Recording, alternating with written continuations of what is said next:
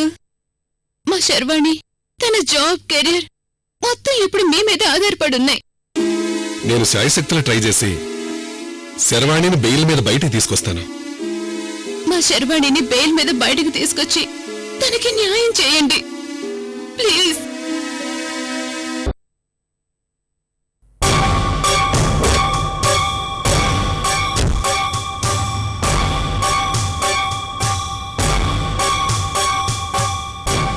ఆ అమృతతో గొడవ పెట్టుకుని ఈ ఇద్దరు ఫ్రెండ్స్ మనకు భలే ఫేవర్ చేశారు విజయభాస్కర్.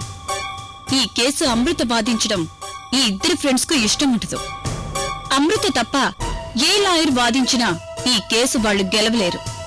మనం గెలవనివ్వం. పద.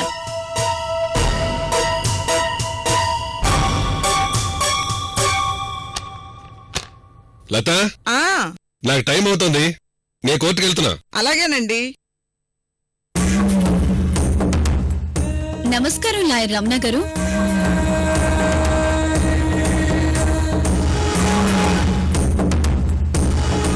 నమస్తే. మీరు? నా పేరు కీర్తి. శర్వాణి అని సర్కిల్ ఇన్స్పెక్టర్ ఉందే, ఆ కేసుకు ప్రతివాదిని. మీరా? సారీ, శర్వాణి కేసు నేను టేకప్ చేస్తున్నాను. మీరు కావాలంటే వేరే లాయర్ని చూసుకోండి. రమణ గారు, కత్తి లాంటి ఫిగర్ ఎదురుగా నిలబడి ఉంటే కేసులో గొడవలు అంటావేంటయ్యా?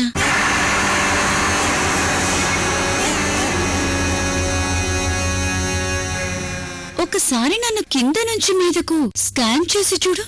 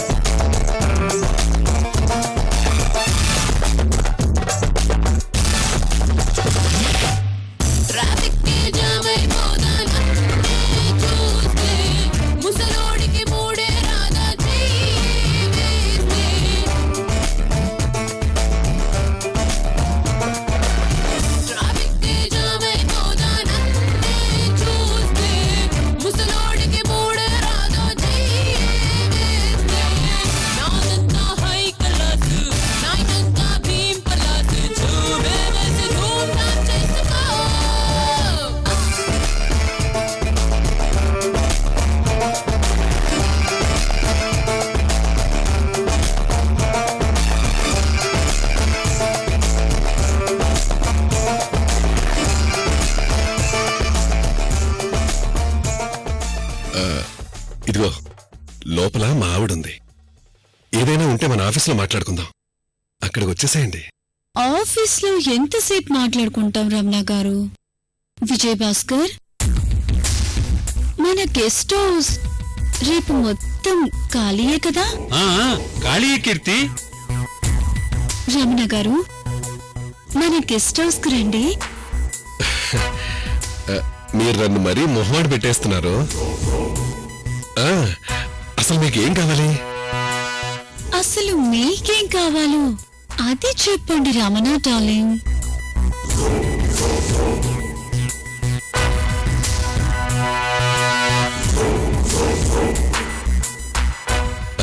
ఇదిగో లోపల మా ఆవిడుంది. ఇలాంటి విషయాలకి మీ గెస్ట్ హౌసే కరెక్ట్. గుడ్. మరి శర్వాణి కేసు వదిలేమంటావా? చచ్చా, అలా చేస్తే పాపం శర్వాణి అన్యాయం అయిపోతుంది. ఒక పని చేయి, ఆ కేసుని నువ్వే టేకప్ చేయి. కేసు నేను టేకప్ చేస్తే మరి నువ్వన్యాయం అయిపోతావు కదా కీర్తి. అదే నిజమే. విజయభాస్కర్, ఏం చేయమంటావు? రమణ గారు, మీరు శర్వాణి కేసు టేకప్ చేయండి, కానీ చివరి నిమిషంలో చిన్న ప్లే చేయండి.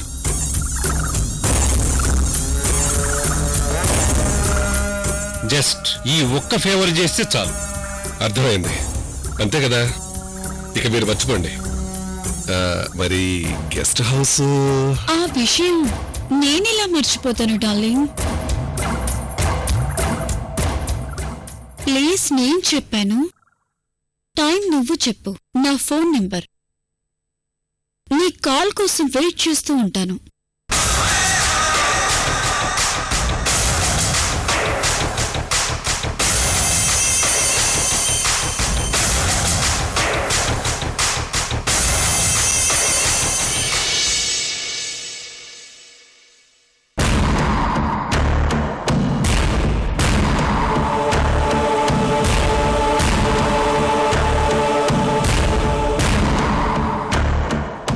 శ్రీలత, అమృత నాన్న సేఫ్ అని చెప్పింది కదా.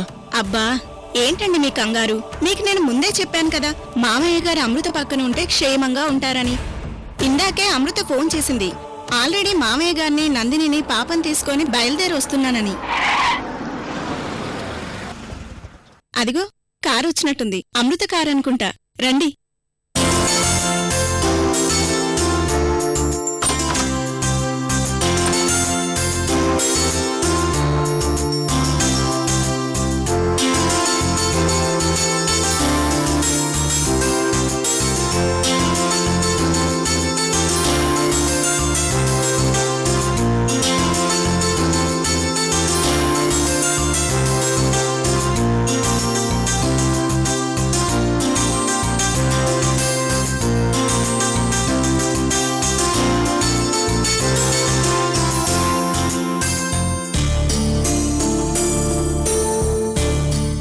అమృత రండి. నందిని రామ్మా. ఇదేంటి, అమృత కంటే నందిని పెద్దదానిలా ఉంది?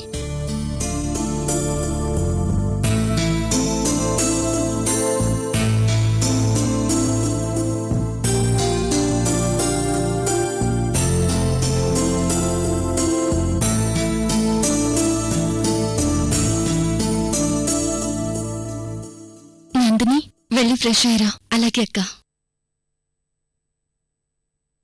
పెద్దమ్మా,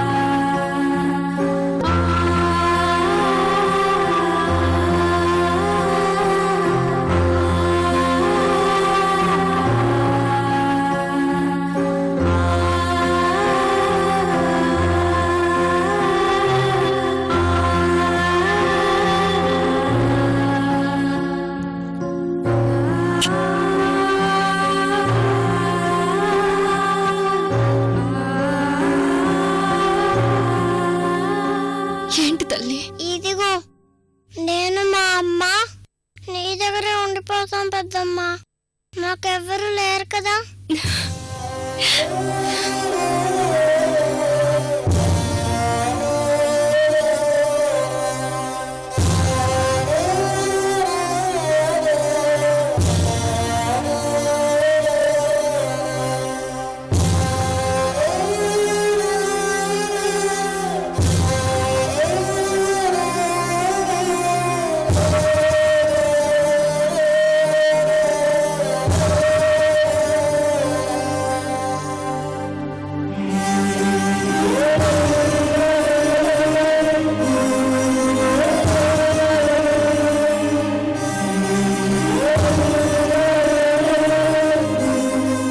నేను నీకు కృష్ణవేణి అని పేరు పెడితే మీ అమ్మ నీకు లక్ష్మి అని మా అమ్మ పేరు పెట్టుకుంది.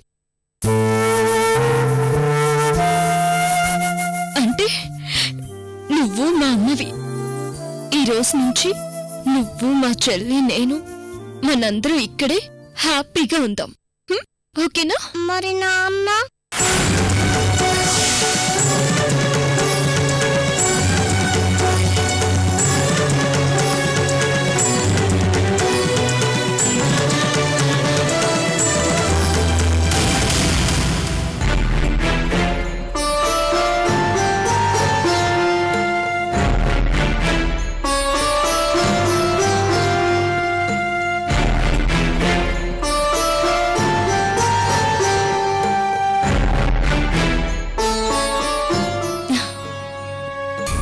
నాన్నను కూడా ఇక్కడికి తీసుకొచ్చి నీకు పెద్ద పెద్ద బొమ్మలు తీసుకొస్తాను.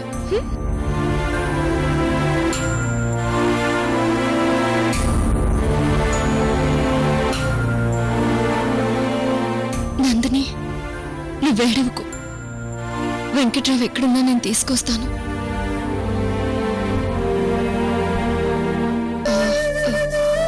నువ్వు పాప కలిసి వెంకట్రావు కోసం వెతుకుతున్నారని, ఎవరో రాజు అంకుల్ ఇంటికి వెళ్లారని పాప నాతో చెప్పింది. వెంకట్రావుని చక్రధరి పొడి చేశాడని నాతో చెప్పాడక్క.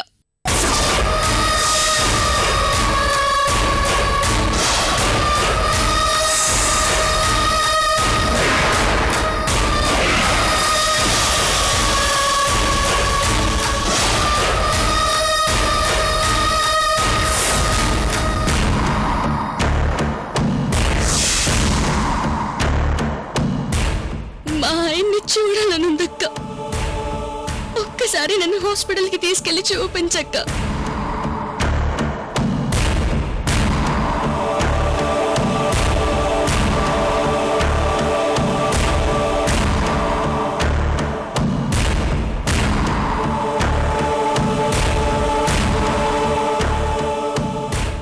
నందిని, నేను బ్రతికేది ఇప్పుడు నీకోసమే.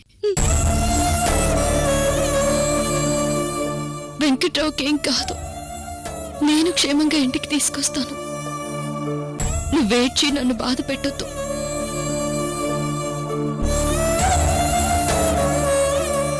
ఇప్పుడు వెంకట్రావు హాస్పిటల్లో ఉన్న పరిస్థితుల్లో నువ్వు వెళ్ళడం మంచిది కాదు.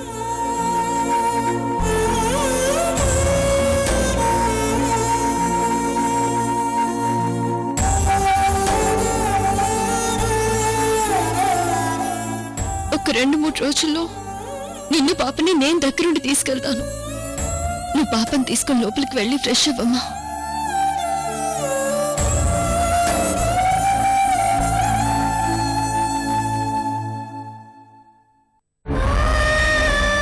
అలాగే అక్క, రామ్మా.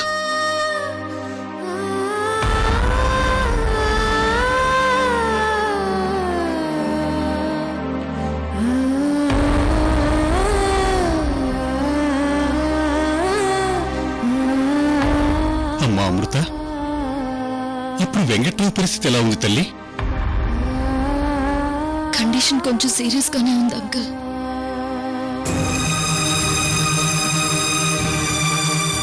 హాస్పిటల్ నుంచి ఎప్పుడు ఏం బ్యాడ్ న్యూస్ వినాల్సి వస్తుందో ఏమోనని ఎన్ని రోజులు భయపడుతూ బ్రతికాను. నేను మీ ఇంటి నుంచి బయటకొచ్చి ఏ చెల్లి సంతోషం కోసం అయితే బ్రతుకుతున్నానో, ఇప్పుడు అదే చెల్లి నా వల్ల కష్టాలు పాలైంది.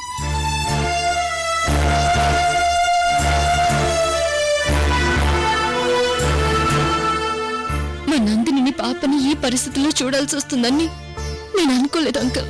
అమృత, బాధపడకు. నీలాంటి అక్క దొరకడం నందిని అదృష్టం. అదృష్టం అంటే దాని భర్తని దూరం చేసి దానికి కొత్త కష్టాలు తీసుకురావడమా శ్రీలత? అలా అని ఎందుకు అనుకోవాలి అమృత? ఇప్పుడే కదా నందిని మీ ఇంట్లో అడుగుపెట్టింది. అవునమ్మా, నువ్వు తోడుగా ఉన్నంతకాలం నందిని సంతోషంగా ఉంటుందనే నమ్మకం మాకుంది. అమ్మా అమృత, మా కుటుంబం గాని అర్చన కుటుంబం గాని నిన్ను ఎంత రిక్వెస్ట్ చేసినా కాదని నువ్వు నీ చెల్లెల కోసం వెతుక్కుంటూ ఇక్కడికొచ్చావు. ఇప్పుడు నీ చెల్లె నీ దగ్గరికొచ్చింది. ఇలాంటి సమయంలో సంతోషంగా ఉండాలి కాని బాధపడకూడదు తల్లి. అంకుల్, ఈ కష్టాలెప్పుడు నాకుండేవిలేండి. మహేంద్ర గారు, ఇదిగోండి మీ నాన్నగారు నా చక్రధర్ నుంచి క్షేమంగా తీసుకొచ్చి మీ చేతుల్లో పెట్టాను. సారీ అమృత, నువ్వు ఆ రోజు మా నాన్నను అర్ధరాత్రి సమయంలో తీసుకెళ్లేటప్పుడు నేను అందరిలా స్వార్థంగా ఆలోచించాను తప్ప నీలా ఆలోచించలేకపోయాను. అదేంటో నీ విషయంలో నా భార్యకు ఉన్న ధైర్యం కూడా నాకు లేదని అర్థమైంది. మహేంద్ర గారు, అది భయం కాదు, మీ నాన్నగారి మీద మీకున్న ప్రేమని నాకు అర్థమైంది. అయినా నేను మీ నాన్నగారిని తీసుకువెళ్ళేటప్పుడు మీరు భయపడ్డంలో తప్పులేదు. ఇప్పుడు మీ శ్రీలత గురించి అంటారా? నాకు ఈ మధ్యకాలంలో బాగా దగ్గరైన వాళ్లలో మీ భార్య ఒకరు. ఒక విధంగా తను నాకు క్లోజ్ ఫ్రెండ్ అయ్యారు.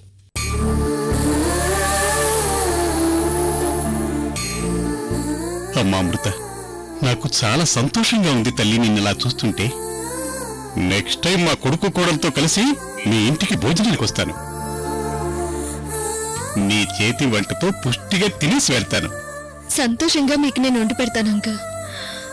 అంకుల్, చక్రధర్ ఇంకా పోలీసులకి దొరకలేదు. మీరు సెక్యూరిటీ విషయంలో కేర్లెస్ గా ఉండకండి.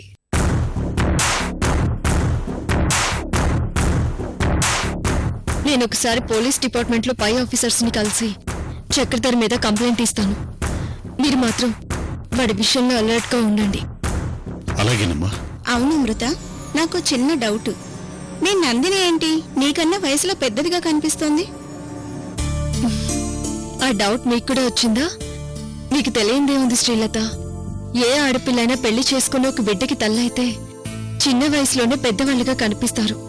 అందుకే అది నాకు చెల్లైనా అక్కలా కనిపిస్తుంది. ఓహో.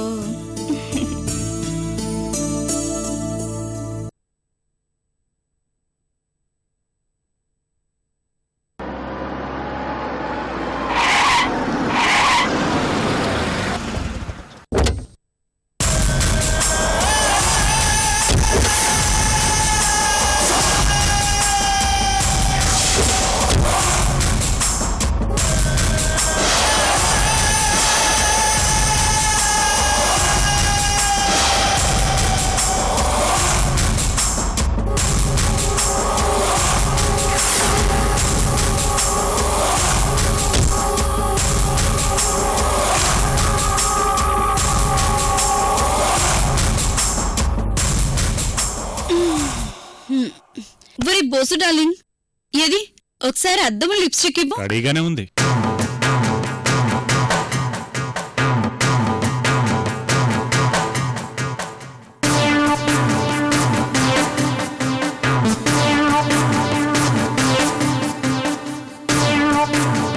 కీర్తి, నీ చాదస్తం కాకపోతే కోర్టు మెట్లు ఎక్కే ముందు కూడా మేకప్ అవసరమా? చాలా అవసరం విజయ్ భాస్కర్. ఒకప్పుడు నేను ఇదే కోర్టులో ఆ మాధవ్ గారిని ఇరికించడానికి రేఖక్కకు నేను పావుగా ఉన్నాను. ఇప్పుడు ఆ శర్వాణిని దెబ్బ కొట్టి దాన్ని కోర్టు కీడ్చాను. ఒకప్పుడు 420లా ఉండే ఈ కీర్తి షార్ట్ పీరియడ్ లోని విలన్గా ఎదిగాను. ఇలాంటి టైంలో మేకప్లు బిల్డప్లు నాకు చాలా అవసరం. ఇదిగో విజయ్ భాస్కర్, ఇప్పుడు నీ కాన్సంట్రేషన్ నా మీద పెట్టకుండా ఆ శర్వాణి మీద పెట్టు. ఇంకా శర్వాణి మీద కాన్సంట్రేషన్ పెట్టడానికి ఏముంది కీర్తి? ఆల్రెడీ ఆ శర్వాణి కోసం వాదించే లాయర్ని మనవైపు తిప్పుకున్నాం.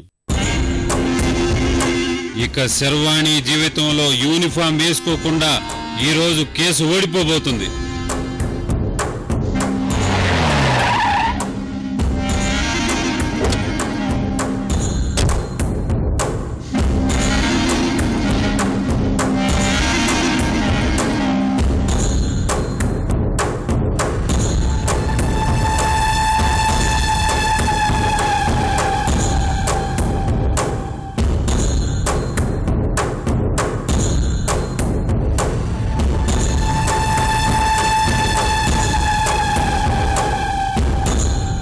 ఏంటి సార్ మంచి హుషారు మీద ఉన్నారు? నిన్న గెస్ట్ హౌస్ లో చూసిన నీ హుషారు ముందు నా హుషారెంత కీర్తి?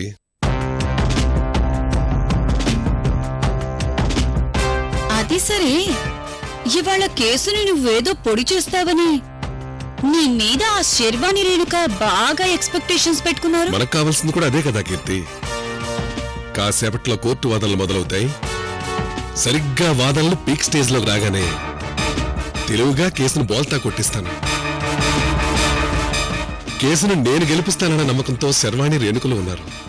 పాపం నేనే ఓడిస్తానని తెలియదు కదా వాళ్ళకి. ఇదిగో లాయర్, మనం ఇలా కలిసి మాట్లాడుకోవడం చూస్తే ఎవరికైనా అనుమానం వస్తుంది. ఇక్కడి నుంచి డిస్పర్స్ అవ్వడం బెటర్. శర్వాణిని ఓడించి గెలుపును నీకు గిఫ్ట్ గా ఇస్తాను కీర్తి.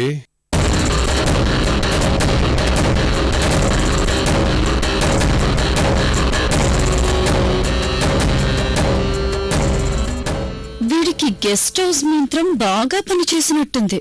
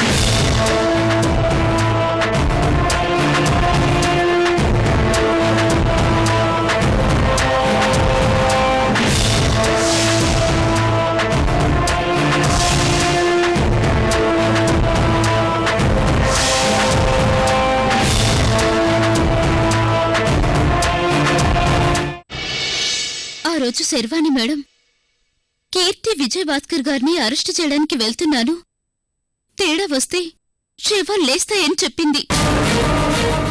ఆ శవం మా అత్తయ్య గారిది అవుతుందని నేను అనుకోలేదు.